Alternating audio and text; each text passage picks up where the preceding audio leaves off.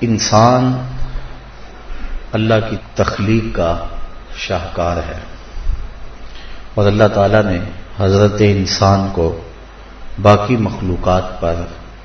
فضیلت اور عظمت عطا فرمائی۔ اس شرف و مجد اور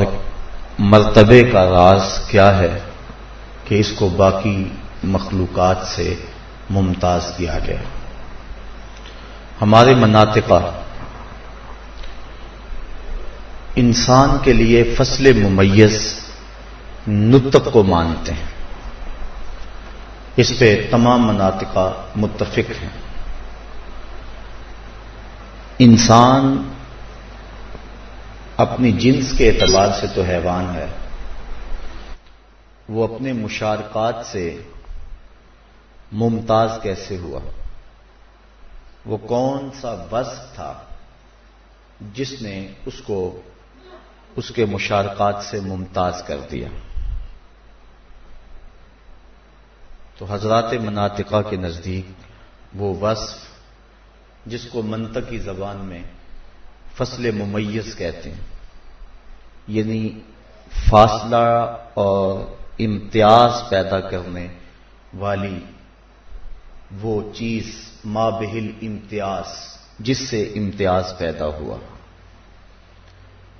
تو وہ نطق ہے۔ اب نطق انسان کی صفت ہے جو اس کے ساتھ ہی خاص ہے اور باقیوں میں نہیں پائی جاتی۔ تو انسان کو اس کے جملہ مشارکات سے جس شے نے الگ کیا اور ممتاز کیا وہ نطق ہے۔ اب انسان اپنی جنس کے اعتبار سے حیوان تو ہے، لیکن اس کو حیوان نہیں کہا جاتا، اب اس کو انسان کہیں گے، اس لیے کہ اس کے ساتھ ایک فصل ممیز آ گئی۔ اب انسان کو اگر حیوان آپ کہیں گے تو وہ بگڑ جائے گا، ناراض ہو جائے گا کہ مجھے حیوان کیوں کہہ رہے ہیں، جبکہ اپنی ماہیت کے اعتبار سے یہ حیوان ہے۔ حیوان کہتے ہیں جس میں مادہ حیات ہو، جانور جس میں جان ہو، لیکن کسی شخص کو اگر جانور کہہ کے پکاریں تو اس کے چہرے پہ غصے کے آثار آپ دیکھیں گے، اس کی پیشانی پہ بل آ جائیں گے کہ مجھے آپ نے جانور کیوں کہا، حالانکہ کہنے والے نے غلط نہیں کہا، اس نے صحیح کہا۔ جانور کا معنی ہے جاندار، اور حیوان کا معنی ہے جس میں مادہ حیات پایا جائے۔ تو جب انسان کے ساتھ فصل ممیز آ گئی تو اب وہ کہتے ہیں مجھے اب حیوان نہ کہو، اگر حیوان کہنا ہے ساتھ نطق کا لفظ ضرور لگاؤ، مجھے حیوان ناطق کہو، بالفاظ دیگر مجھے انسان کہو۔ تو اب وہ اپنے لیے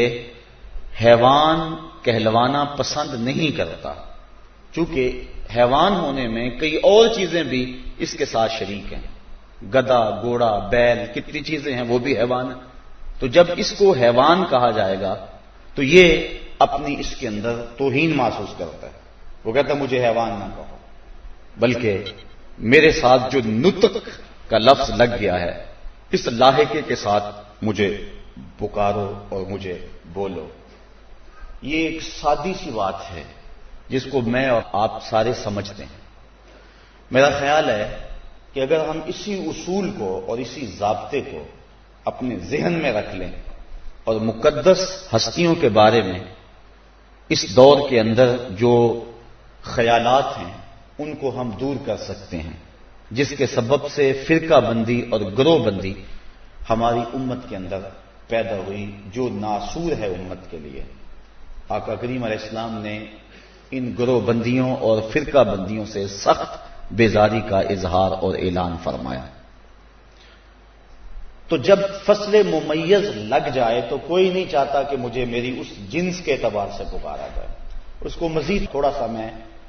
عام محاورے کی زبان میں اس بات کو آپ کے سامنے رکھ دیتا ہوں۔ سکول میں جو ہیڈ ماسٹر ہوتا ہے وہ بھی تو ماسٹر ہی ہوتا ہے، لیکن اگر اس کا تعارف ماسٹر کے طور پہ کروایا جائے تو وہ تعارف کروانے والے کی نیت کے کھوٹ کو بیان کرے گا کہ اس نے میرا تعارف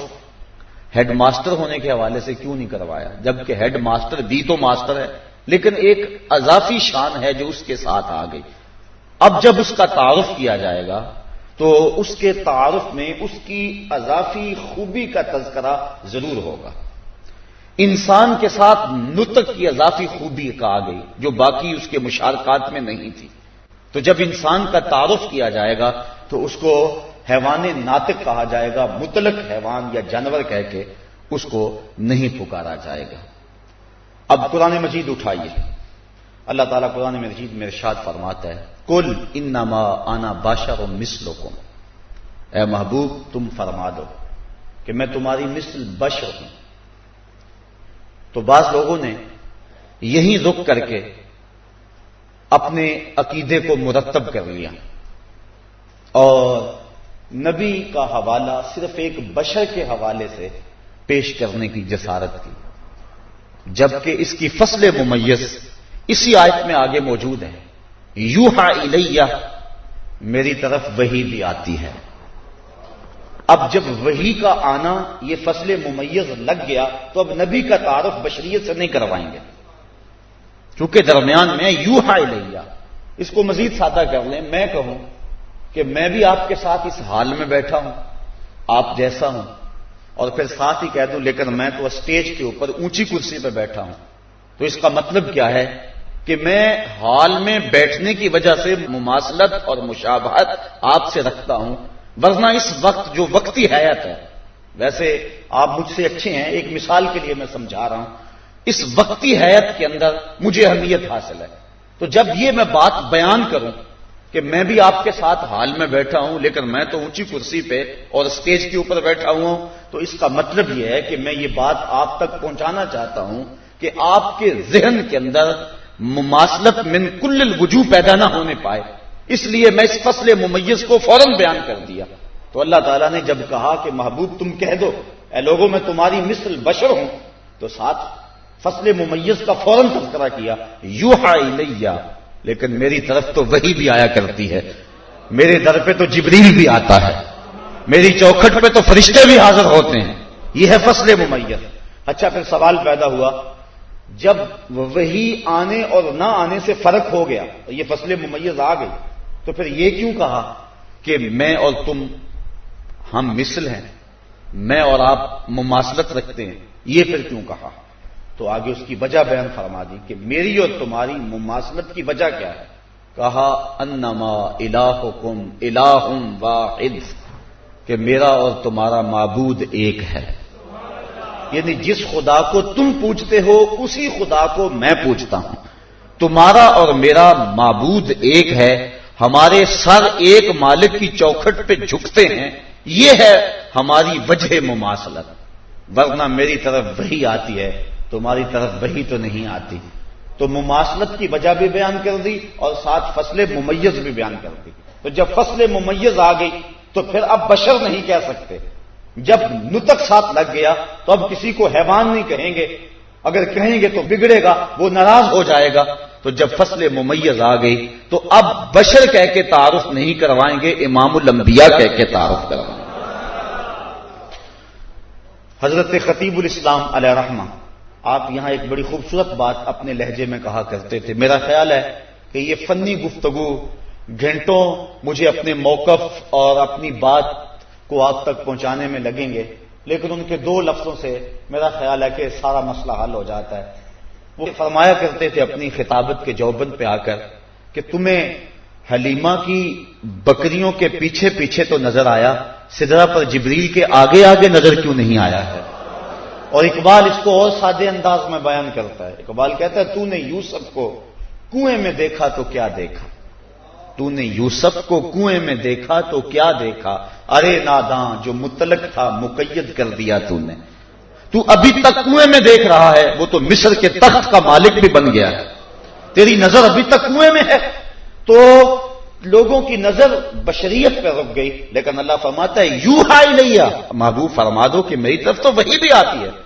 باقی رہی مماثلت تو وہ مماثلت اس جہت میں ہے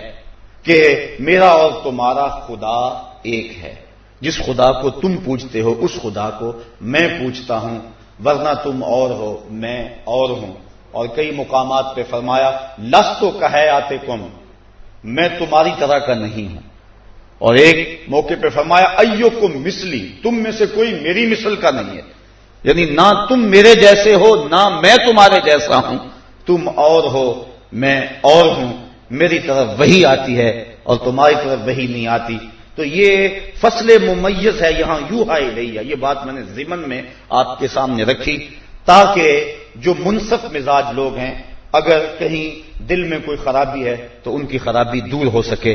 میرا مضمون یہ ہے کہ انسان کا جو شرف ہے، مناطق کا کہتے ہیں، نطق کی وجہ سے ہے۔ انسان بولتا ہے اور باقی جو اس کے مشارکات ہیں وہ نہیں بولتے ہیں، لہذا یہ اپنے مشارکات سے ممتاز ہو گیا۔ یہ اس کے شرف کی ایک وجہ ہو سکتی ہے، لیکن ملفوظات میں اعلی حضرت امام اہل محبت امام شاہ احمد رضا خان فاضل بریلوی علیہ رحمہ سے پوچھا گیا کہ حضرت انسان کے شرف و مجد کا سبب کیا ہے؟ تو وہ فرمانے لگے کہ اس کے لیے فصل ممیز ما بہل امتیاز، نطق نہیں ہے بلکہ ما بہل امتیاز انسان کے لیے عقل و خرد کا نور ہے جو اس کو عطا کیا گیا ہے۔ حضرت امام غزالی علیہ رحمہ فرماتے ہیں اللہ تعالیٰ نے 3 طرح کی مخلوقیں پیدا فرمائی۔ ایک مخلوق وہ کہ جس کو عقل کا چراغ دیا گیا، شہوات نہیں دی گئی۔ ایک مخلوق وہ جن کو شہوات دی گئی ہیں، چراغ عقل نہیں دیا گیا۔ اور تیسری مخلوق وہ ہے کہ جس کو شہوات کی آزمائش میں بھی ڈالا گیا اور اس کے ہاتھ میں چراغ عقل بھی دیا گیا۔ فرمایا جن کو محض عقل کا نور دیا گیا وہ فرشتے ہیں، جن کو صرف شہوات دی گئی وہ بہائم چوپائے ہیں، اور جس کو عقل بھی دی گئی اور شہوات بھی دی گئی، برانگیختہ جذبات بھی دیے گئے، اللہ کی حدوں کو ملحوظ رکھنے کا حکم بھی دیا گیا، اس کے سینے میں ترنگیں، آرزوئیں اور خواہشیں بھی رکھی گئیں، لیکن اللہ نے اپنے حکم کے پہرے بھی بٹھائے، خبردار تیری نظر غیر محرم کی طرف نہ اٹھنے پائے۔ تو شہوت بھی دی گئی، عقل کا چراغ بھی دیا گیا، مکلف بھی بنایا گیا، تو وہ مخلوق حضرت انسان ہے۔ اگر چوپایا اپنی زندگی کا نصب العین کھانے پینے اور حصول لذت کو جانتا ہے تو اس کی زندگی کا مقصد ہے ہی یہی۔ فرشتہ اگر اپنی زندگی کے شب و روز تسبیح و تہلیل کے ساتھ وابستہ رہتا ہے تو وہ گناہ کر ہی نہیں سکتا، اس کی فطرت کے اندر گناہ رکھا ہی نہیں گیا، اس کی فطرت ہی ایسے بنائی گئی ہے کہ ذکر و فکر، تسبیح و تہلیل اس کی غذا ہے، اور اس کے بغیر اسے چین نہیں آ سکتا ہے۔ آنکھوں میں روشنی نہ ہو اور بندہ کہے کہ میں کبھی سینما گھر نہیں گیا تو یہ کمال کی بات نہیں ہے۔ کان سے بہرا ہو اور کہے آج تک میں نے غیر محرم کی آواز تک نہیں سنی تو یہ کمال کی بات نہیں ہے۔ پاؤں سے چلنے کی سکت نہ ہو، کہے میں کبھی بری راہ پہ نہیں چلا ہوں تو یہ کمال کی بات نہیں ہے۔ حسن تو یہ ہے اس مرغابی کا کہ جو پانی کے اندر غوطے بھی لگاتی ہے